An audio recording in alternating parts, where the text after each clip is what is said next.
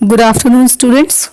Today I am going to explain the lesson Wet in the Forest in Hindi. So we shall start from the paragraph 1. Paragraph 1. In March 1991, the East Medinipur Forest Division in West Bengal sought the help of the Wildlife Wing of the Forest Department. मार्च 1991 का time था.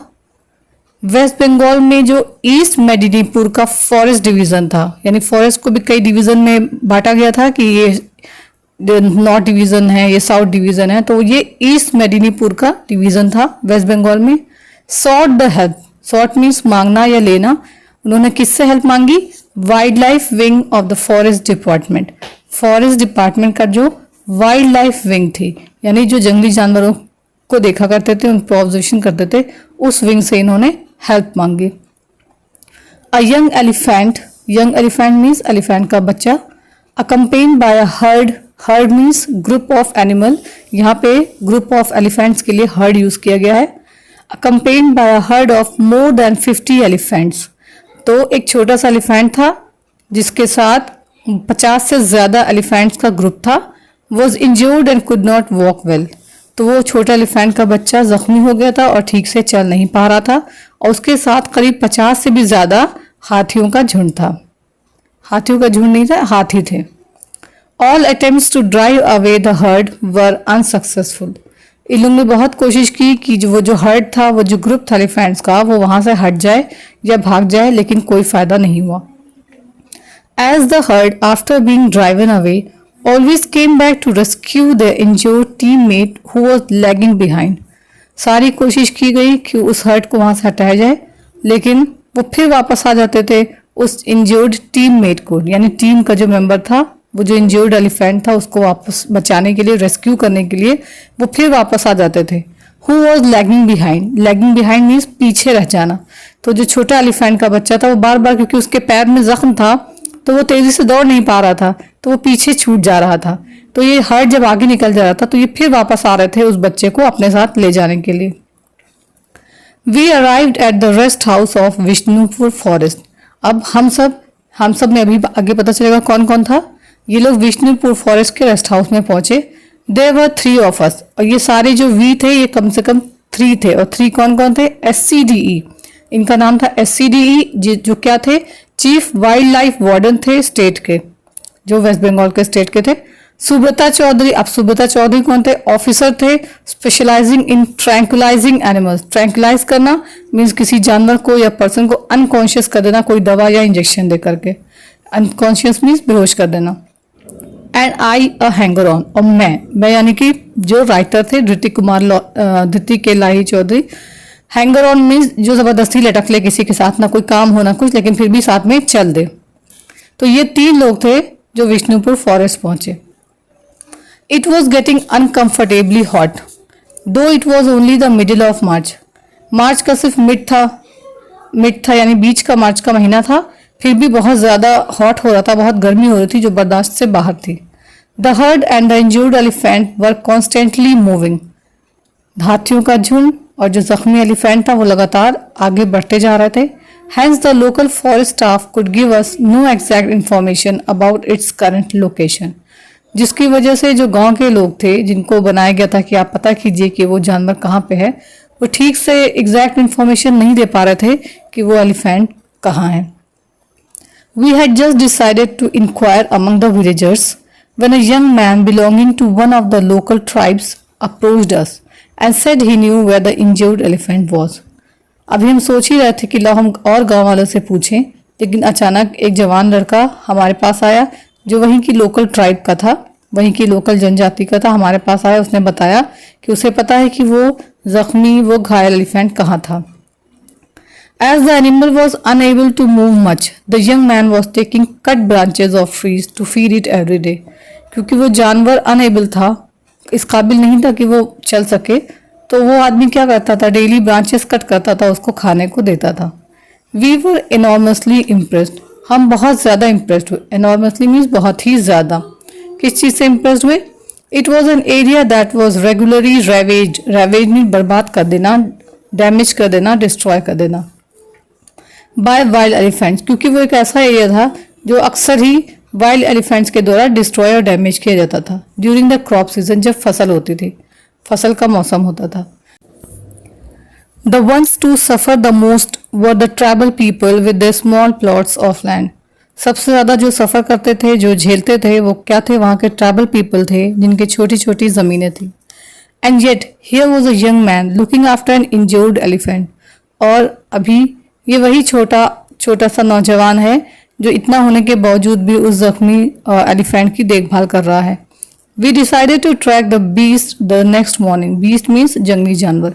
तो हमने सोचा, decide किया, फैसला किया कि हम अगली सुबह उस जानवर की लोकेशन पता करेंगे। Our team was now joined by a veterinary officer. Veterinary officer क्या होता है? जिसे हम शॉर्ट में वेट कहते हैं। जो जानवरों के डॉक्टर होते हैं उन्हें वेटरनरी डॉक्टर कहते हैं, जो शॉर्ट में हम वेट भी कह सकते हैं।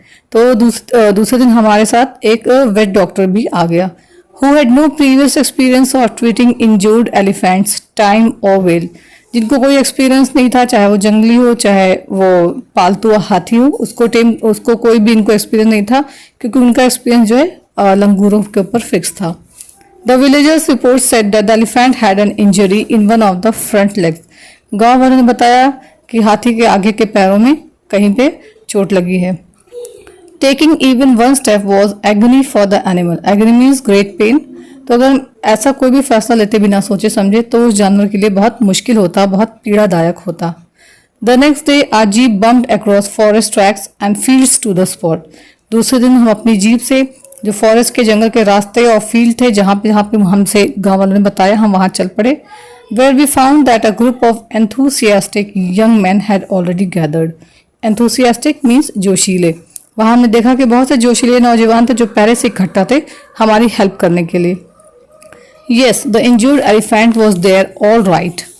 देखा इन्होंने कि वो जो जख्मी हाथी था वो वहाँ था और बिल्कुल सही सलामत था। They said, but it was in the middle of the herd. लेकिन वो हर्ड के यानी ग्रुप ऑफ एलिफेंट्स के बिल्कुल बीच में था और वहाँ जाना बहुत खतरनाक था। It would be impossible to separate the animal from the herd and treat it. ये बहुत इम्पॉसिबल था, बहुत नामुमकिन था कि उस जानवर को उन जंगली वाइल्ड एलिफेंट से अलग किया जाए और उसका ट्रीटमेंट किया जाए। After some discussion we had a bright idea. थोड़ी देर की बहस के बाद, आपस में बातचीत के बाद हमें एक आइडिया आया। If we first chase the herd away, अगर हम पहले हर्ड को भगा दें, the injured animal would surely lag behind. Lag behind means पीछे रह जाना या पीछे छूट जाना।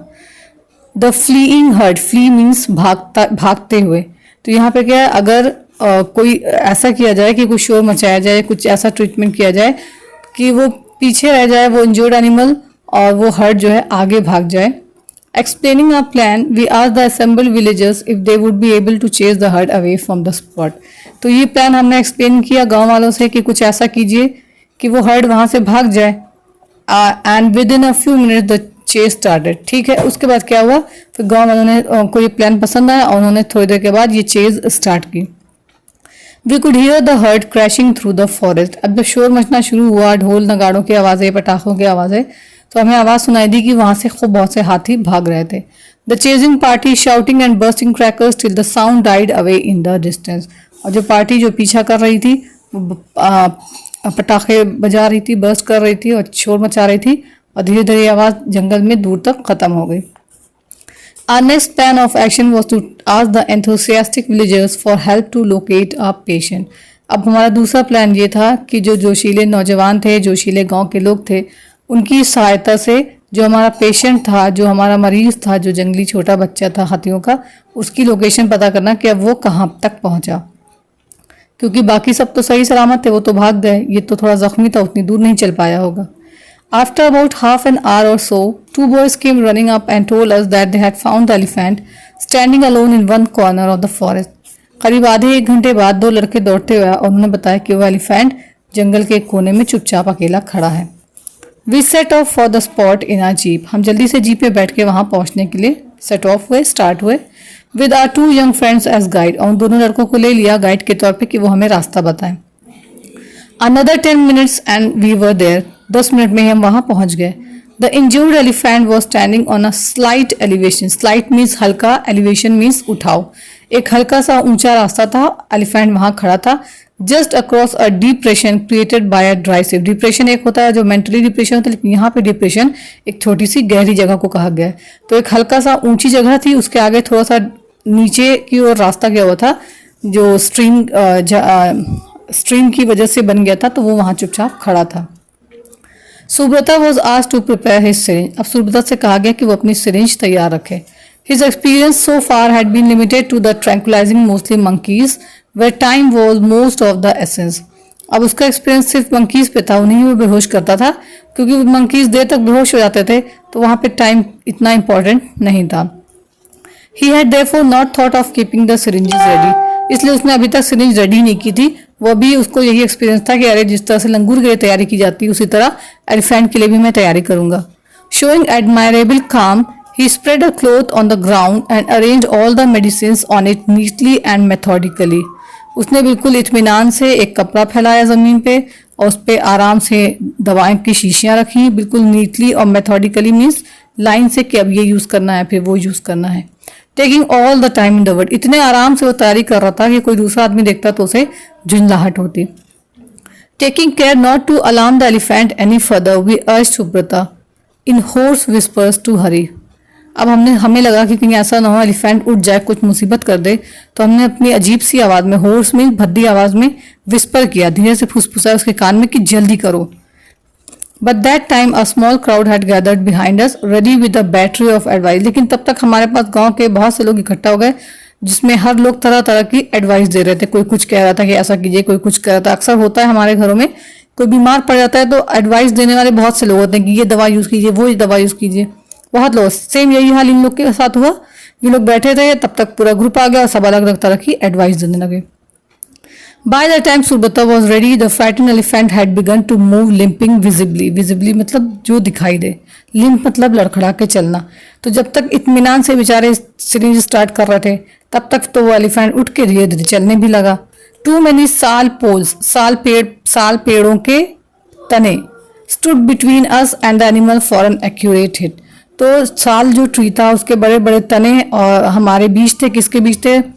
इनके ग्रुप के और उस एलिफेंट के बीच में।